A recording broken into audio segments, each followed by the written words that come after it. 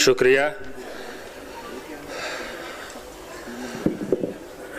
सबसे पहले तो एमपीजे और आप सभी साथियों को मुबारकबाद कि आपने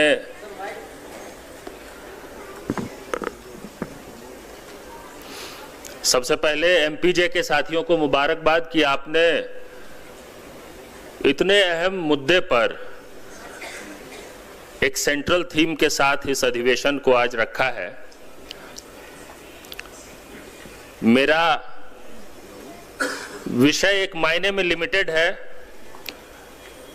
और एक मायने में बहुत व्यापक है, बहुत जनरलाइज्ड है जब इंडिया के कॉन्टेक्स्ट में हम बात करते हैं। तो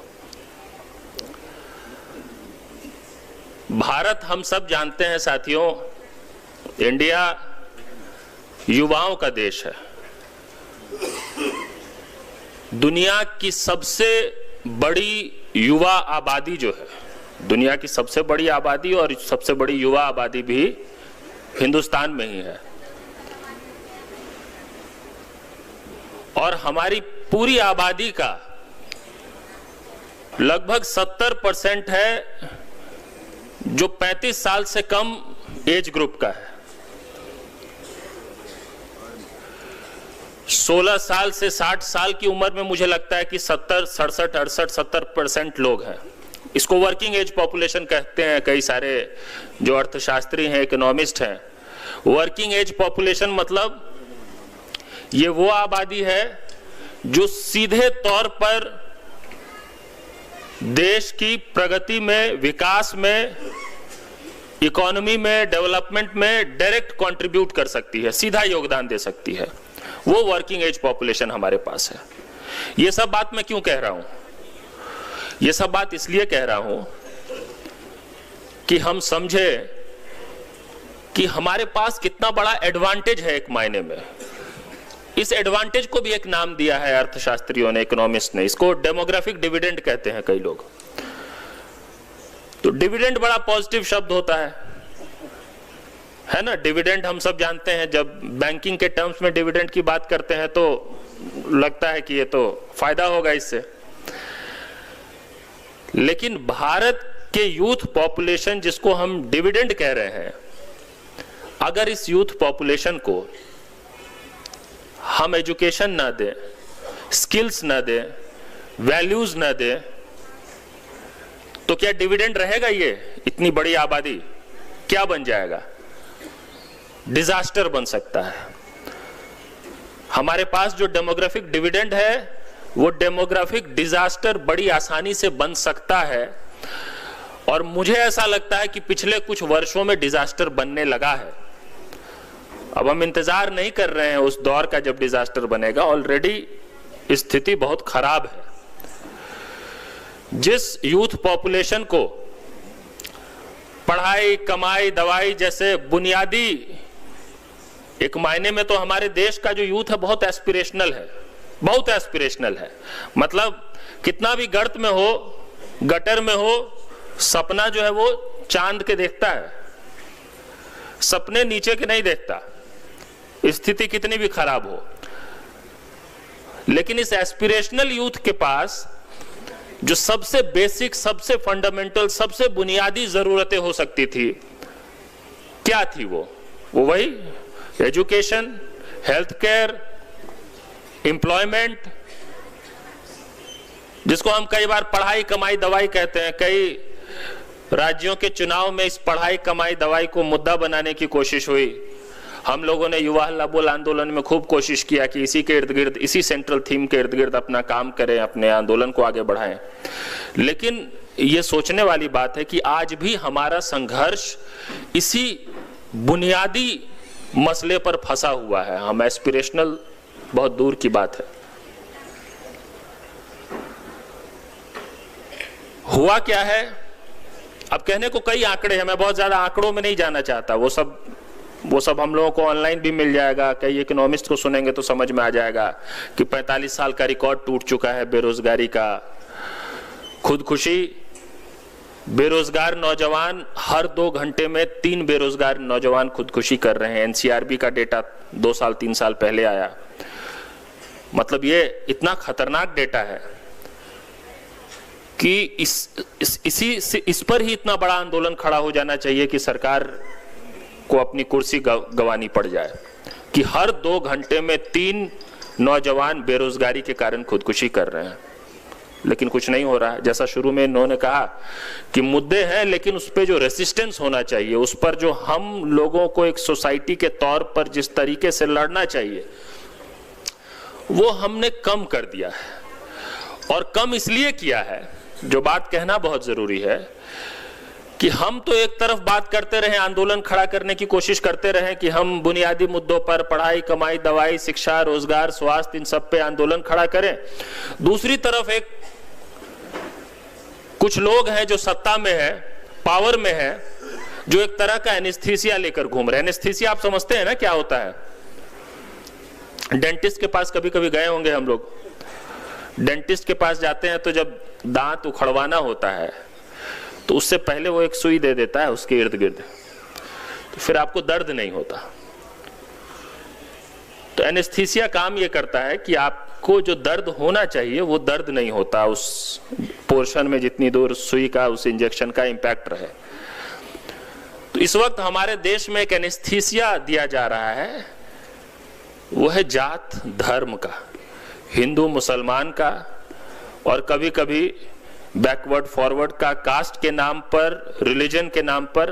और ये एक ऐसा एनेस्थीसिया है कि उसके बाद बेरोजगारी की पीड़ा, महंगाई का दर्द, शिक्षा नहीं मिल रहा, स्वास्थ्य नहीं मिल रहा, 65,000 स्कूल महाराष्ट्र में बंद हो रहे हैं, 25,000 उत्तर प्रदेश में अभी कुछ साल पहले, मुझे लगता है पिछले साल की ही बात है, कुछ साल पहले नहीं बंद हो गए। 25,000 स्कूल बंद हो जाए एक स्टेट में, 65,000 स्कूल बंद हो जाए और आवाम खड़ी ना हो सड़क पे। और किस लिए खड़े होंगे हम? इसलिए हम नहीं खड़े हो रहे हैं क्योंकि वो एनेस्थीसिया उनके पास है, वो एनेस्थीसिया दिया जा रहा है। तो एक वो एनेस्थीसिया दिया जाता है, और दूसरा एक आसान काम है पॉलिटिशियंस के लिए, वो है कि आप लोगों को गर्व कराइए, अच्छे से गर्व कराइए। क्योंकि जब आप गर्व करने लग जाते हैं ना, आप सेंस ऑफ प्राइड जब किसी भी रीजन से भर जाए आपके अंदर, उसके बाद आपको फिर बाकी चीजें नहीं समझ में आती है। और गर्व बड़ी मतलब बहुत कमाल की चीज है, बहुत, आप किसी भी चीज पे किसी को भी गर्व करवा सकते हैं। मैं बिहार से हूं तो मुझे बहुत लोग बिहारी होने पे भी गर्व करवाते हैं, क्यों नहीं करवा सकते?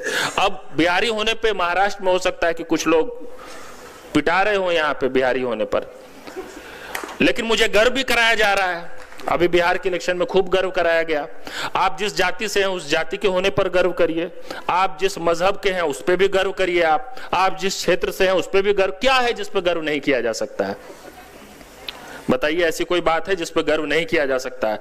तो गर्व बहुत आसान और बिल्कुल जिसको कहते हैं ना, उसमें पैसा नहीं लगता, काम करने में पैसा लगता है ना। फ्री में गर्व करवाया जा सकता है, और आपने तरीके से तसल्ली से अगर करवा दिया, सबको गर्व करवा दिया, उसके बाद उसका रिटर्न जो है, पॉलिटिकल रिटर्न जो है, वो तो उसकी आप कल्पना नहीं कर सकते, इमेजिन नहीं कर सकते। तो वो गर्व कराया जा रहा है। उस गर्व के चक्कर में कई लोग अपने धर्म की रक्षा में लग गए हैं, कई लोग जो है अपने जाति का वैभव बचाने में लग गए हैं, कई लोग जो है अब एक्सपेक्ट कर रहे हैं कि शंकराचार्य को पार्टी लाइन पे चलना चाहिए, और कई लोग एक्सपेक्ट कर रहे हैं कि पार्टी का जो नेता है वो शंकराचार्य बन गया है ना। कोई डमरू बजा रहा है, उसके अंदर हम वो रूप देख रहे हैं, शंकराचार्य का रूप दिख रहा है हमें। और जो सच में शंकराचार्य है उसको पूछा जा रहा है कि भाई तुम साबित करो शंकराचार्य हो कि नहीं हो। ये सब क्यों हो रहा है? इसलिए हो रहा है क्योंकि ये जो एनेस्थीसिया है ये बड़ा काम कर रहा है, बड़ा कारगर है। और जब एक बड़ी आबादी को ये समझा दिया जाए कि हम किसी सिविलाइजेशनल वॉर में हैं, तो उसके बाद फिर बेरोजगारी, महंगाई, शिक्षा, ये सब जो बात हम लोग कर रहे हैं यहाँ, ये बहुत छोटी बातें रह जाती है। जब बड़ी आबादी को समझा दिया जाए कि कोई सभ्यता की लड़ाई है जिसमें 1000 साल बाद जो है सो मौका आया है, उसको फिर आप ये सब छोटी मोटी बातें समझा के कहां से कन्विंस करिएगा।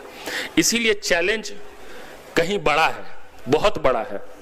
और मुझे लगता है कि इस चैलेंज का सामना करने के लिए जो सबसे सक्षम, सबसे कॉम्पिटेंट सेक्शन है, वर्ग है, वो है यूथ का।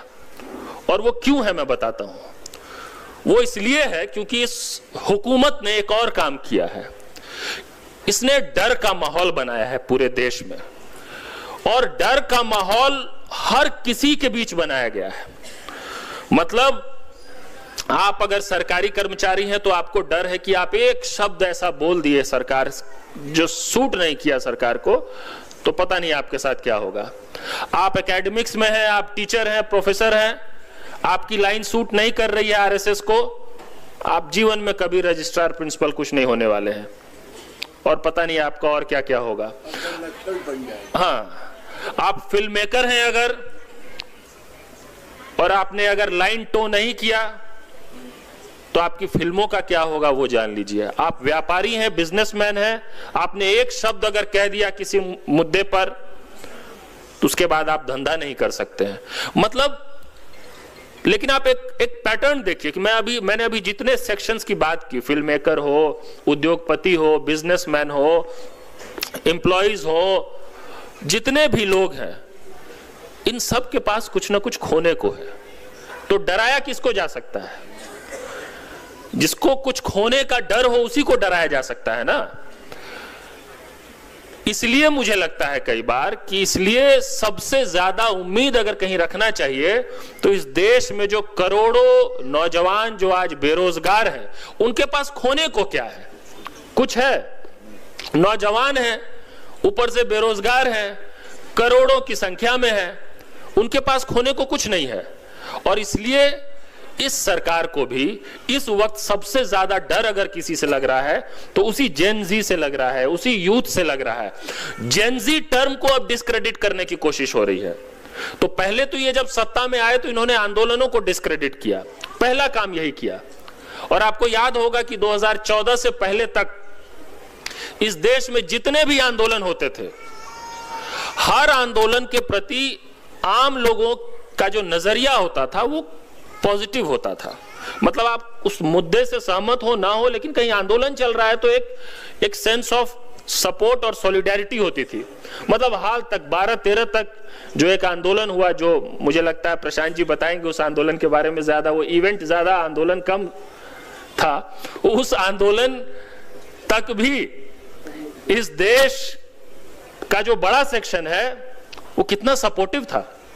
लेकिन 14 के बाद से यह बना दिया गया है, कम से कम देखिए इतना जरूर बना दिया गया है कि अगर आप कोई बड़ा आंदोलन खड़ा करने की कोशिश कर रहे हैं तो आप एंटी नेशनल अगर नहीं भी हैं तो कम से कम आप रुकावटी आदमी तो जरूर हैं, आप कुछ नेगेटिव काम कर रहे हैं। तो आंदोलन के साथ एक नेगेटिव कोनोटेशन अटैच कर दिया गया है। आप आंदोलन की बात कर रहे हैं, इसका मतलब आप प्रोडक्टिव आदमी नहीं है, आप कंस्ट्रक्टिव आदमी नहीं है। तो उसी का नेक्स्ट स्टेप क्या आया? जब कोविड का टाइम आया तो सबने कहना शुरू किया कि भाई पॉजिटिव रहा करो। अब पॉजिटिव रहा करो किसको कहा जाता है? किसको बोला जाता था पॉजिटिव रहा करो? जो सवाल पूछ रहा है। इसका इंप्लिसिट मीनिंग क्या है? कि सवाल पूछना नेगेटिव एक्ट है। अब सवाल पूछना नेगेटिव एक्ट है तो नेचुरली उसका जो कलेक्टिव मैनिफेस्टेशन है, आंदोलन है, वो तो मतलब भारी नेगेटिव काम है फिर तो। और कोई भी जो परिवर्तनकारी आंदोलन होता है जिससे बदलाव आ सकता है, उसमें हमेशा नौजवानों की बड़ी भूमिका होती है, सही में जिससे बदलाव आएगा तो। और इसलिए अब पिछले 2-3 साल से खास तौर पे जब से भारत के पड़ोस के देशों में इन्होंने देखा कि क्या क्या हुआ है, श्रीलंका से लेके बांग्लादेश से लेके नेपाल तक, तो यहां पे अब बिल्कुल ऑर्गेनाइज ढंग से, मैं आपको बता रहा हूं, ऑर्गेनाइज ढंग से अपनी मीडिया मशीनरी के द्वारा जो जेन जी है, जो यूथ है असल में, लेकिन एक उसकी एक टेक्निकल डेफिनेशन है कि किसको जेन जी कहते हैं, उस सेक्शन को अब डिस्क्रेडिट किया जा रहा है कि आप अगर खुद को एनर्जेटिक यूथ मानते हैं, सवाल पूछने वाला जेन जी मानते हैं, तो आप मतलब जेन जी शब्द से ही इनको डर लगने लगा है। अब ये नया पैटर्न आया है। तो ये असल में जो डरा रहे होते हैं दूसरों को, वो वही लोग होते हैं जो खुद डर रहे होते हैं। डराने का काम वही करता है जो असल में अंदर से खुद डर रहा होता है। और मुझे पूरी उम्मीद है कि इस डर के माहौल से निकालने का काम, इस नाउमीदी से निकालने का काम, ये जो देश के नौजवानों को नशा, नफरत और नकारापन, मैं अक्सर कहता हूं कि ये 3 चीज है जिसमें धकेला गया है, जिसके अंधकार में यूथ, जिसके पास एम्प्लॉयमेंट नहीं है, जिसको आप क्वालिटी एजुकेशन नहीं दे रहे हैं। आज आप देखेंगे गांव गांव में टीनेजर्स 12 साल 14 साल 15 साल के जो है किस तरह के नशे के जकड़न में है। महाराष्ट्र का मुझसे बेहतर आप जानते हो, महाराष्ट्र में है कि नहीं, नशा फैल रहा है कि नहीं। मैं शराब की बात नहीं कर, हमारे बिहार में शराबबंदी का डिबेट शुरू हो जाता है जैसी नशे की बात हो, तो वो बिल्कुल अलग चीज है, सूखा नशा। और ऐसे ऐसे ऑल्टरनेटिव तरीके नशा करने के, मतलब आप इमेजिन नहीं कर सकते वो 14 साल 15 साल का बच्चा है जो किस किस्म का नशा कर रहा है। पूरी की पूरी पीढ़ी बर्बाद हो रही है, पूरा जनरेशन नष्ट हो रहा है। और यही असल में इनकी स्ट्रेटजी है, पॉलिटिकल स्ट्रेटजी, कि आप पूरा जो यूथ जनरेशन है उसको आप सवाल पूछने वाला ना रहने दे, उसको आप एजुकेशन ना दे, उसको आप एम्प्लॉयमेंट ना दे, उसको एक एनेस्थीसिया देते रहे। वो जो है निकला रहेगा सड़क पे अपने जुलूस में, अब कभी अपने जाति का वैभव बचाने के लिए, कभी अपने धर्म की रक्षा करने के लिए। है बेरोजगार, लेकिन वो बेरोजगारी के आंदोलन में नहीं जाएगा, वो जाएगा सिविलाइजेशनल वॉर में अपना पक्ष चुनने के लिए। ये तैयारी की गई है। इसीलिए अगर हमको इस नशा, नफरत और नकारेपन के अंधकार से निकालना है, और ये तीनों जो है देखिए पैकेज में आता है। नशा कौन कर रहा है? बेरोजगारी बढ़ेगी, नशा बढ़ेगा, नशा बढ़ेगा, बेरोजगारी बढ़ेगी, नफरत बढ़ेगा, उसके टेकर्स बढ़ेंगे, उसको आगे बढ़ाने वाले लोग बढ़ेंगे।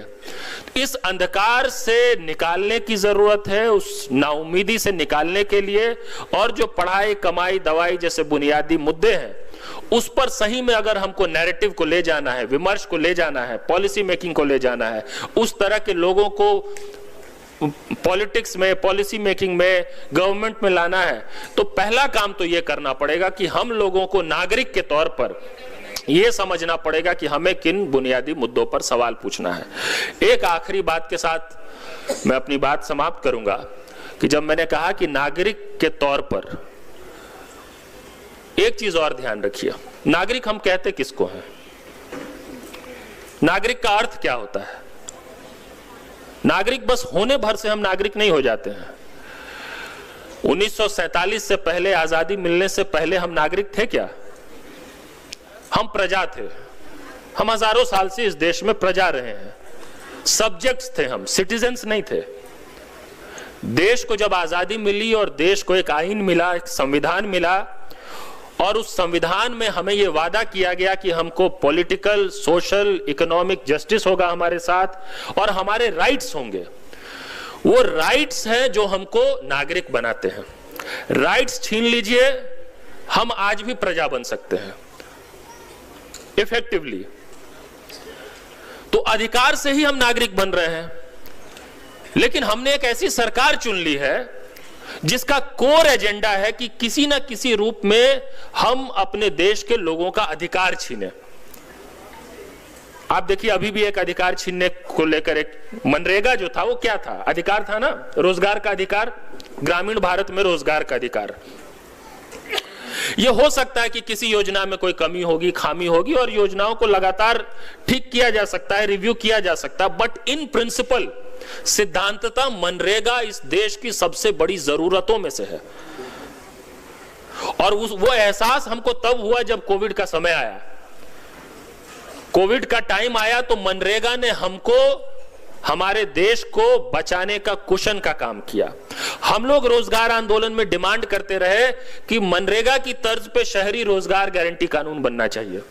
हम एक स्टेप आगे की बात कर रहे थे, और आंदोलनों ने हमेशा से इस देश में एक स्टेप आगे की बात की है और फिर सरकार को उस तरफ खींचा है। अब एक ऐसी सरकार आ गई है जो एक स्टेप आगे की बात नहीं करती है, वो आपको 2 स्टेप पीछे ले जाती है। तो रोजगार का अधिकार छीना, अब तो हमारे वोट के अधिकार पे भी तरह तरह के पंगे हैं। तो हमको पिछले 70 साल में तरह तरह के अधिकार मिले, शिक्षा का अधिकार, भोजन का अधिकार, सूचना का अधिकार, काम का अधिकार, और इन अधिकारों से ही हम नागरिक बनते हैं। हमारे पास अगर ये अधिकार नहीं है तो हम कहने को टेक्निकली एक डेमोक्रेसी हो सकते हैं, लेकिन हम इस डेमोक्रेसी में भी सिटीजन्स नहीं, सब्जेक्ट्स बन जाएंगे। तो सबसे पहला काम ही, बुनियादी काम ये होना चाहिए कि हमारे अंदर का नागरिक बोध जो है वो जिंदा हो। हमको ये याद रहे कि नागरिक होने का मतलब क्या होता है। नागरिक होने का मतलब किसी को हमने वोट दे दिया इसका मतलब उसके लिए ताली बजाते रहे, उसके प्रवक्ता बन जाएं और उसके लिए लोगों से लड़ते झगड़ते रहे कि तुम उसकी आलोचना कैसे कर सकते हो, जबकि उल्टा यह होना चाहिए कि जिसको हमने वोट दिया उससे ही तो हमको सवाल पूछना था, जिसको वोट नहीं दिया उससे क्या सवाल पूछेंगे। जिसको वोट दिया उससे पूछना था कि भैया तुमको हमने सरकार में लाया, तुमने क्या किया, तुमने इस पे क्या किया, उस पे क्या किया। हो गया उल्टा, वोट दिया तो हम उसी के हो गए, वो हमारी रक्षा नहीं कर रहा, हम ही उसकी रक्षा कर रहे हैं, मामला ही उल्टा हो गया है। तो सबसे पहला काम यह है कि हम इस बात को ज्यादा से ज्यादा लोगों तक पहुंचाए कि नागरिक होने का मतलब क्या होता है। और हम कहने को चुनाव होते रहेंगे, कहने को टेक्निकली ये डेमोक्रेसी रहेगा, वो होते हुए भी हम नागरिक से प्रजा बनने की ओर बढ़ रहे हैं। हम सिटीजन्स नहीं सब्जेक्ट्स होते जा रहे हैं, और हम सब्जेक्ट्स हो गए उसके बाद तो फिर कौन सी लड़ाई होगी। फिर जो हम शिकायत कर रहे हैं कि हम सड़क पे नहीं आते हैं, हम आवाम जो है बोलती नहीं है, कहां से बोलेगी। हमारे अंदर तो सब्जेक्ट्स होने का भ्रम पैदा कर दिया गया है, तो हम तब जाके बोलेंगे बहुत। तो जो सॉल्यूशन का पार्ट है वो यही है कि हम अपने सिटीजन्स को, अपने राइट्स को समझें। नंबर 2, उन फंडामेंटल बेसिक इश्यूज पे बोलना शुरू करें। और नंबर 3, इसको लेकर जागरूकता बनाएं कि ये जो सेंस ऑफ प्राइड हो या जो ये एनेस्थीसिया जो जाति धर्म का जो डाला जा रहा है, उससे मुक्त होकर हम अपने उन मुद्दों पर जो हमारे जीवन को डायरेक्टली इंपैक्ट कर रहे हैं उस पर हम कितना विमर्श बना सकते हैं, और उस पर काम कर रहे एमपीजे जैसे संगठनों का, साथियों का को कितना मजबूत कर सकते हैं। ये कोशिश अगर हम लगातार करते रहें तो हम सही दिशा में आगे बढ़ेंगे, हमारा देश का भविष्य बेहतर होगा। और लाख अंधकार के बावजूद मैं बहुत होपफुल हूं। मैं इसलिए होपफुल हूं कि मेरा मानना है कि ये वही देश है, हम ही लोग हैं जिन लोगों ने इस देश के सोशल फैब्रिक को, इस देश के इकोनॉमी को, इस देश के इंस्टीट्यूशंस को 70 साल तक बनाया है, बचा के रखा है। आज पॉलिटिकल पावर अलग किस्म के लोगों के हाथ में है, कल को जब वो पावर चेंज होगा तो सोसाइटी में कौन सा बिहेवियर है, वो कौन सा बिहेवियर इंसेंटिवाइज्ड होगा, ये भी बदल जाएगा और एक झटके में बहुत चीजें ठीक हो जाएंगी। बहुत हमारे साथी बहुत चिंतित रहते हैं, कहते हैं कि ये इररिपेरेबल डैमेज है। मुझे लगता है इररिपेरेबल डैमेज नहीं है, बहुत कुछ एक झटके में ठीक होगा जिस दिन पॉलिटिकल पावर चेंज होगा। आप पॉलिटिकल पावर के चेंज होने के महत्व को कभी कम मत समझिए। थैंक यू, धन्यवाद, शुक्रिया।